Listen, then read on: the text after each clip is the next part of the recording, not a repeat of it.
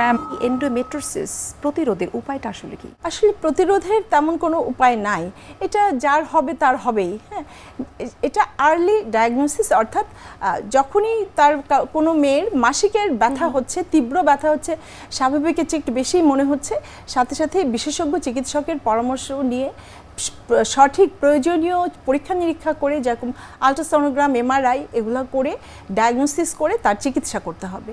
পরিবারের সবাইকেই এই ব্যাপারটাতে সচেতন হতে হবে। এটা বলা যাবে না যে মাসিক তো খুব সাধারণ একটা ব্যাপার, এখানে ব্যথা তো হতেই পারে, এটা নিয়ে এত অস্থির হওয়ার কি আছে।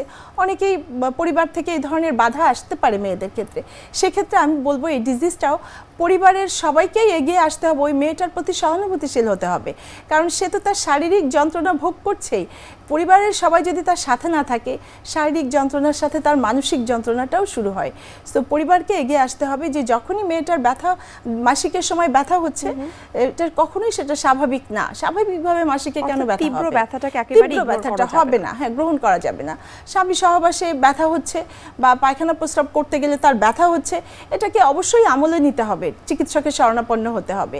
যে প্রতিরোধ তো করা যাবে না, কিন্তু ডিজিজ প্রসেসকে যেন বাড়তে দেয়া না হয়, বেশি এগিয়ে না যায়, অল্পতেই এটাকে কন্ট্রোল করা। ম্যাম, আপনাকে অসংখ্য ধন্যবাদ এত গুরুত্বপূর্ণ কিছু তথ্য আমাদেরকে দেওয়ার জন্য এই এন্ডোমেট্রিওসিস সম্পর্কে। আশা করি আমাদের অনুষ্ঠানটির মাধ্যমে অনেকেই এই এন্ডোমেট্রিওসিসের সমস্যা সম্পর্কে জানতে পারবে অনেক কিছু। ম্যাম, আপনাকে আবারও ধন্যবাদ জানাচ্ছি এবং শুভকামনা এনটিভির পক্ষ থেকে।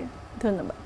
বিশ্বের যে কোনো প্রান্ত থেকে যে কোনো সময় এনটিভির জনপ্রিয় অনুষ্ঠান স্বাস্থ্য প্রতিদিন দেখতে আপনারা ভিজিট করতে পারেন আমাদের পূর্ণাঙ্গ পোর্টাল www.ntvbd.com এ। এছাড়াও এনটিভির জনপ্রিয় বিভিন্ন ধরনের অনুষ্ঠান এবং নিউজ আপডেট পেতে আপনারা ভিজিট করতে পারেন আমাদের ইউটিউব চ্যানেল এবং ভেরিফাইড ফেসবুক পেজে। সুপ্রিয় দর্শক, আজ এখানে শেষ করতে হচ্ছে। দেখা হবে আবারও আপনাদের সঙ্গে। সে পর্যন্ত আপনারা ভালো থাকুন, সুস্থ থাকুন এবং সব সময় এনটিভির সঙ্গে থাকুন।